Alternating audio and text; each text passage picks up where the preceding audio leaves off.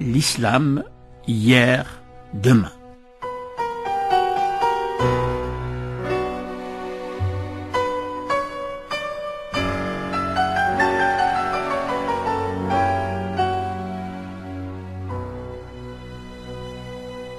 Chers auditeurs, Ramadan Mubarak wa Maqboul Inch'Allah.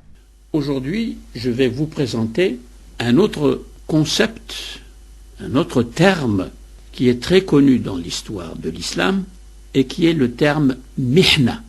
Nous avons parlé de la fitna et nous allons montrer en quoi la mihna est aussi une manifestation très importante dans la vie d'une religion au sein des sociétés et en quoi la mihna va être différente de la fitna. Le mihna, ça veut dire l'épreuve, traverser une épreuve. Mihna, une épreuve, par exemple, les chômeurs traversent une épreuve, c'est une mihna. On est éprouvé par quelque chose contre lequel on ne peut rien, contre lequel il faut lutter. Mais ici, le mot mihna indique une épreuve de type judiciaire à laquelle sont soumis des croyants qui adoptent une attitude réprouvée sur un point du dogme et qui, ce faisant, tombent sous le coup de poursuites judiciaires. La mihna ici réfère à ce qui s'est passé au temps du calife Al-Ma'moun, qui a régné à Bagdad. C'est un des enfants de Haroun Rachid, l'autre c'est Al-Amin ou Al-Ma'moun, deux enfants de Haroun Rachid. Al-Amin a succédé à son père de 808 à 813 et Al-Ma'moun a succédé à Al-Amin de 813 à 833. Donc il a régné quand même assez longtemps et tous les musulmans savent un peu qui est Al-Ma'moun. C'est un des très grands califes de la dynastie abbasside.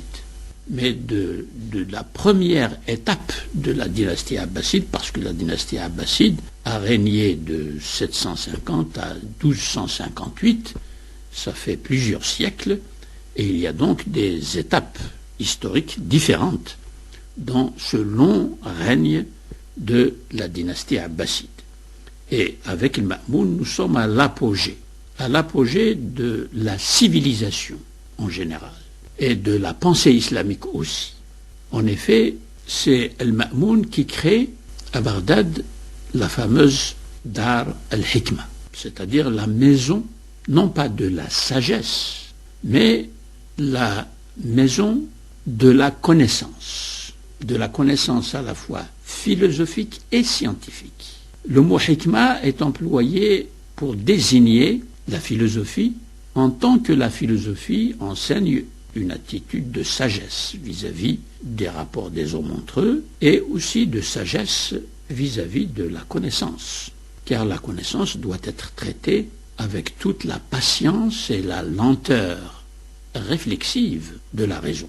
Mais le mot hikma est employé aussi en ce temps-là en arabe pour protéger la pratique de la philosophie proprement dite, la philosophie qui s'appelle felsafa. Felsafa, c'est la transcription du mot grec philosophia. Et comme la philosophie a donné lieu à un rejet, à des attaques de la part des théologiens et des fuqaha qui contrôlent l'orthodoxie, toujours cette orthodoxie qui reflète l'islam officiel ou l'islam d'une majorité par rapport à une minorité. Donc pour protéger la pratique de la philosophie, on la nomme hikma pour lui donner une sorte de passeport social et une sorte de passeport religieux, parce que le mot hikma désigne quelque chose qui est accepté couramment par les musulmans. C'est les sages, ce sont ceux qui connaissent, ce sont ceux qui jouent dans la société des rôles de médiateurs quand il y a des conflits, parce qu'ils connaissent la mémoire ancienne des anciens et qu'ils peuvent par conséquent apaiser toutes sortes de conflits entre les hommes. Dar al-Hikma était un lieu qui fonctionnait un peu comme notre CNRS en France, le Centre national de la recherche scientifique. Parce qu'il y avait toutes sortes de savants qui se regroupaient là, qui trouvaient des moyens de travail, grande bibliothèque par exemple, où on pouvait trouver tous les ouvrages de la science grecque, de la philosophie grecque, mais aussi les ouvrages écrits déjà en arabe par des philosophes arabes, mais aussi tous les ouvrages concernant les sciences religieuses, le ulum diniya, qui sont déjà produits et qui circulent.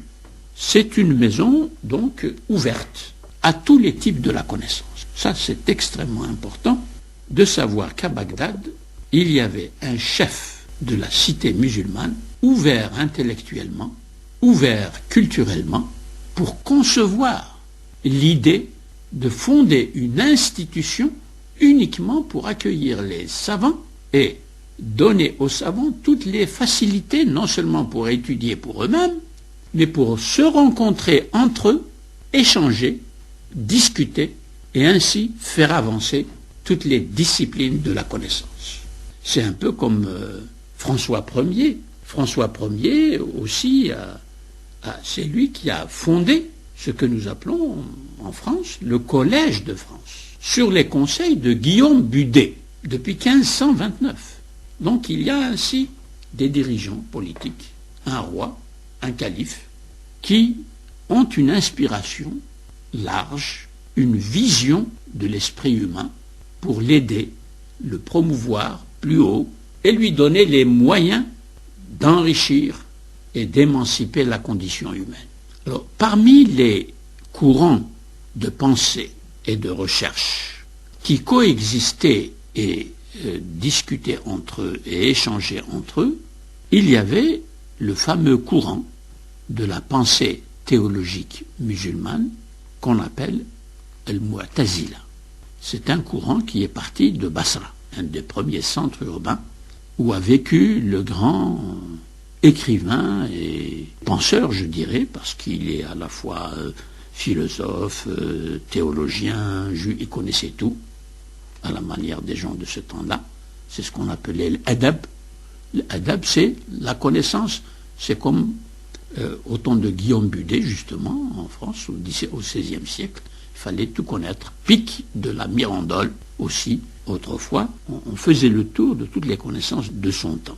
Et donc, ce mouvement mu'tazilite a bénéficié de l'effervescence intellectuelle qui existait déjà à Basra, et beaucoup d'entre eux sont remontés à Bagdad. Comme des Français de province montent à Paris, eh bien, les musulmans de Bagdad, de Koufa, de Médine, du Caire, de Raï ou d'Isfahan montaient à Bagdad. Je reprends donc pour indiquer que cet écrivain dont j'ai parlé se nomme Al-Jahid, c'est un des grands noms de la pensée arabe et islamique, et il faisait partie de ce grand mouvement d'intellectuels que l'on appelle les mu'tazilites. Et c'est à cause de ce mouvement mu'tazilite que nous allons avoir cette épreuve, la mihna, qui va être déclenchée sous Al-Ma'moun et sous son successeur Al-Wathiq, à cause d'une thèse dont je crois j'ai déjà mentionné le nom dans une précédente causerie, c'est la thèse du Coran créé par opposition au Coran incréé. Il y a ici quelque chose de très important sur lequel je reviendrai parce que je tiens aussi à ce que tous vous compreniez le sens de cet épisode. Je le cite comme exemple important, toujours pour comprendre ce qui se passe aujourd'hui. Je suis obligé, hélas, de couper, comme Shahrazad, فأدرك شهرزاد الصباح فسكتت عن الكلام المباح. Alors à la prochaine soirée.